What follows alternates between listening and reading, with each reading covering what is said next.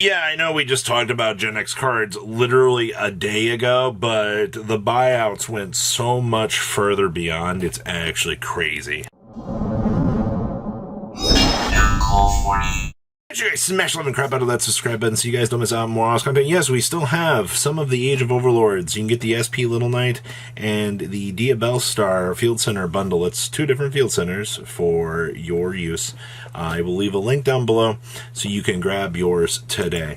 Now, I want to talk about the landscape that is whatever in the train wreck that came through here and tore through the Genex stuff. If you came through here last night and you picked up what you wanted, you did good, because there are, first of all, Axel here, what's going on here? Really? $130 for this? You know, I thought that Undyne would be the thing that people would go, oh, hey, you know, like, and I mean, it did bump up, but $14 on up to $24, that's disgusting. But Axel? Okay, now don't worry. All right, we got to scroll through all of this. Locomotives are still holding at 10 to 12, which is fine. The controllers are at 17s. Duradarks still at 3. Neutron still at 3. Windmill, Triforce. Not a lot of movements back here, but that's not what we care about, besides, you know, the stupid synchro. You have more Undynes and things. Triarm, not much of a change there. Birdman's still fully populated. Now let's get down here into like the Planner, the Blast Fan, things like this. These specific dual terminals. So Planners shot up. Overseers, yeah, 16 listings. Got a little bit of movement back here on those, which isn't a lot, but it's going to be the select dual terminal stuff, especially, you know, old Xbox here. Oracle bumping on up. All right, Crusher coming in at a solid $1 at this point. Turbo also bumping on up. You gotta love to see it. Once again, I'm genuinely impressed. Obviously, like, the bad ones are kind of floating around here and kind of doing the thing, but everything in the dual terminal department, pretty much, if it had some sort of usability, gone. Cratered off the market. Alright? If you had regular prints and things, this is a good example here, like Spare. If it was an old hidden arsenal card, they'll still be populated. And then, of course, you know, the higher rarity dual terminal stuff like Controller and Friends typically were going to be where you were going to start seeing the massive blowout along the way. But yeah, Axel, $130. It's okay, because don't worry, the Ritual Beast and the Spiritual Beast buyouts have already begun as well. Gaia Pelio, Ultimate Rares. We don't even know what these cards do or if they're Zephyr cards, alright? You know what? That could be a sign for something else, but you know what? People just gassed it. They're like, hey, you know, that's our Spiritual Beast Tamer, and that's exactly what you're seeing here. I also love the fact you search for Spiritual Beast and you always see these. Ritual Beast Tamer Elder. No, honestly, I think the only real thing that moved back here in the Spiritual Beast Tamer department, Laura's are still cheap. It looks like it was just the Alti Gaia Pelio. Yeah, I mean, Wendy's still nothing. Yeah, all of your Ritual Beast stuff still holding. But the Spiritual Beast department is a different story because, you guessed it, Rem Pengus shot up in price. It's an old Astro Pack Super. I mean, this is typically bound to happen, right? And also, to be fair, this card does typically make a lot of the deck go round. $8 right now, on up to $12. So, that and the Alti Gaia Pelio. Thing is, there's not a lot else in Ritual Beast to really go up, because all of the old lower rarity stuff is so widely available at this point in time that it's not really too worth it to go pick it up. So, especially when you're looking through all this stuff, 238 listings, 164 for this. The Pedalfin, yeah, you have so many of these available on the market that, I mean, you can pick them up in their original rarities and be fine. Lifeless Leaf Fish. We're down to 27 listings of the Rise of the Duels version. To be perfectly honest with you, you have a lot of Coelcanth hype right now. And it is genuinely impressive how much super ancient deep sea love is floating around out here. But you haven't had any movements in a couple of days on this, but you do have the little bit of a mention of some lower rarities here. Super ancient deep sea. Oh man, I love Coelacanth. I love the battle pack price cards are $16. Honestly, this is not a terrible pickup. I always loved this rarity. Meanwhile, the Altis have 139 listings on the market for this. This thing is not going anywhere anytime soon.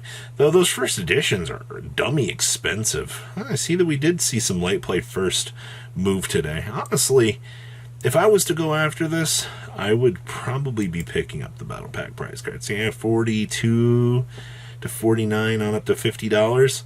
Okay, so we're still within the realm of craziness for Coelacanth, sure. Spellbounds, yay! These are $8. And then the Ultras got cratered off the market. And once again, everybody said the tins are terrible this year. Why did the Stardust go up in price? Why are we seeing all of these little pushes across the market here doing their thing? Oh, it's because it's a budget card. Yes, these did hit that $3 mark. But once again, if you have a card that budget players can go, hey, this looks very good right now, you're going to start to see it go up in price. It's the same endless story over and over again that people want to see. Now, I want to include this. So, the Pikachu Pokemon Van Gogh Museum made an announcement earlier for the collab scene. We apologize to all of our fans eagerly awaiting our Pokemon Center X Van Gogh release today. Due to overwhelming demand, our products from this collection have sold out, and we understand it's disappointing for many that look forward to, an announcement. Well, they actually just made an announcement here in addition to this, saying, hey, guess what? In the foreseeable future, pay attention. If you get a $30 order on our website, we're going to toss you one of these Pikachu with a Gravefell hat. I think this card is adorable. I just want one to add to collection, honestly. I'm going to be patient. They are floating about the $70 to $80 range. And, I mean, it's one of those things that you have to understand in the collection sphere. Little cool, unique things like this are always going to be kind of cute. But it always kind of comes down to, hey, we'll see how this holds out. Obviously mass printing things into oblivion does tend to happen, but this is just a little cute piece to add into your collection's sake, and people will have that opportunity. So I want to toss into Market Watch. The collector sphere is always going to be something a little bit more interesting to kind of keep an eye on. Vanquish Soul stuff. So, we've been kind of keeping an eye on this. They announced, first of all, this Geon Lung garbage for $24. This isn't going to stick. No thanks. You kind of keep an eye on some of this stuff. You've got not a lot of crazy movements across the board. Rosins are rebounding up to $17 here, which is fine. But I don't know what you want me to tell you. I've been asked, do I think that this is a worthwhile investment? Somebody just paid $28 a piece for these when they're $20 a piece, $21 on the market. It is highly possible that we are going to get more support for this in the near future, all right? Beyond Geolong. I could definitely see it. So if you're going, hey, do I want to spend all of this money and pick up Vanquish Soul stuff? It doesn't seem like, fingers crossed, they could very easily reprint this stuff somewhere else along the way, and you'll see the cratering in the value of this. But the deck has performed. It's done its thing. Geolong gives the deck a massive power-up. We just got to be patient and see where things go from here. Bahamut Shark First Editions. What is it with this card always in its first edition state being a pain in the butt? You have plenty of rarities of these available, but I'm not spending $40 frickin' $42 for a first edition Bahamut Shark when the crappy super rare, the gold rare, they all do the same thing. Like, no thanks. This is stupid and just a waste of money. Like, this is one of those cases of, X card does the exact same thing. And look, Super's $2. Look, wow. That's literally $42 versus $2. That's, 240%? No, I think it's more than that. And then totally awesome. So, yeah, still floating at the $6 range. $6, $2, $1. Yeah, a lot of genuine like cruise control happening back here with these cards. And you know, I'm happy to see it that we're still doing our thing. So that's where we're sitting right now with the market. I expect that things are going to continue to get a whole lot more interesting through the course of the weekend and sneak peeks. So please, if you're coming down, tell me what you guys think, and I'll see your beautiful faces back here later in the day, guys. Peace. Patrons, thank you.